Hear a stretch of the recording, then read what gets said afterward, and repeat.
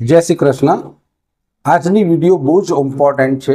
આ વિડીયોને પૂરી જોજો, બહુ જ નોલેજેબલ વિડીયો છે। ઘણા ટાઈમ પહેલા મારી પાસે એક ઇન્સ્ટાગ્રામથી એક મેસેજ આવ્યો હતો। એ મેસેજના અંદર એક વ્યક્તિ છે, જર્મનમાં રહે છે, એને પોતાની કુંડલી જોડાવેલી। એ કુંડલીના અંદર આપણા જે જ્યોતિષ ભાઈઓ છે ઇન્ડિયાના, એમણે એમનું ફલાદેશ કર્યું હતું। એમને કીધું હતું કે તમારી કુંડલીના અંદર રાજયોગ છે, બધા ગ્રહ કેન્દ્રમાં બેઠા છે, બધા ઊંચના છે, તો તમે ખૂબ પૈસા કમાવશો, ખૂબ કરોડપતિ બનશો, એવું એને કહેવામાં આવ્યું હતું। છતાંય એ વ્યક્તિ ભિખારીની જેમ દરની ઠોકર ખાય છે। કેમ? કારણ શું? આપણે કારણ જાણીએ। આવું બધા સાથે જ થાય છે। 100 વ્યક્તિમાંથી 90 વ્યક્તિ સાથે આવું થાય છે, 10 વ્યક્તિ જ કેમ બચી જાય છે? એનું કારણ શું છે એ કોઈ પણ જ્યોતિષ બતાવતું નથી। અધૂરું જ્ઞાન હંમેશા લે ડૂબે છે, કહેવતમાં છે ને, આ ખરી જ વાત છે।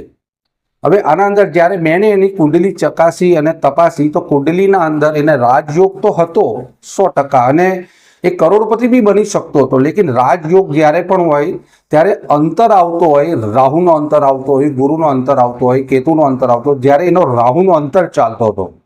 હવે રાહુનો અંતર આવતા જ માણસની પ્રવૃત્તિ બદલાઈ જાય, એનું માઇન્ડ બદલાઈ જાય, કારણ કે આ છાયા ગ્રહ છે।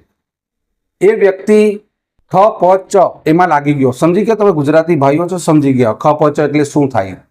એટલે એને વેશ્યાવૃત્તિ શરૂ કરી દીધી, દારૂ પીવાનું, માંસ ખાવાનું, મદિરા કરવાનું, શારીરિક સંબંધ બાંધવાના, લોન લેવી, લોન લઈને એ પૈસા વ્યાજ પર આપવાના, અને વ્યાજવાળો વ્યક્તિ ભાગી જાય પૈસા લઈને, આવા બધા કામ એની સાથે થવા લાગ્યા। ટોટલ બરબાદ થઈ ગયો। જ્યારે પણ રાહુ એક્ટિવ થાય છે તો રાજયોગ છે ને નષ્ટ થઈ જાય છે। આવું ઘણા લોકો સાથે થાય છે। કોઈ ડીપલી આટલું બધું સમજાવતું નથી જ્યોતિષના અંદર, એટલો ટાઈમ નથી હોતો। અને નાના મોટા જ્યોતિષ હોય 500, 700, 1100 રૂપિયા ફીસ આપીને આટલા બધા લેક્ચર કોઈ નહીં આપે। મોટા મોટા જ્યોતિષ હોય જે પૂરો કન્સલ્ટિંગ પ્રોફેશનલ કરીને તમને પૂરું સમજાવે, તો એવા તો બહુ ભાગ્ય જ મળે। હવે આ 10 વ્યક્તિની વાત કરું છું કે 10 વ્યક્તિ કોણ છે જે એ લોકોને પણ આ દોષ નથી લાગતો।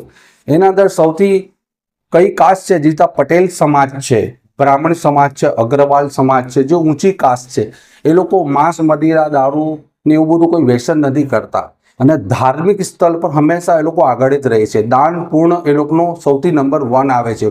કોઈ પણ ધર્મ સ્થાન હોય, કદાચ દાન આપવાનું હોય તો પટેલ સમાજ હંમેશા ફર્સ્ટ નંબર રહે છે, અગ્રવાલ સમાજ ફર્સ્ટ નંબર રહે છે। ચાહે તો ગૂગલ પર સર્ચ કરીને જોઈ લો, આ વાત સાચી છે, મેં મારી તરફથી નથી બોલતો, આ 100%ની વાત છે। તો એ લોકોના ઉપર આ દોષ લાગતો જ નથી। ના તો કોઈ કાળસર દોષ લાગે છે, ના કોઈ દશા લાગે છે, કારણ કે એ લોકો એટલા દાન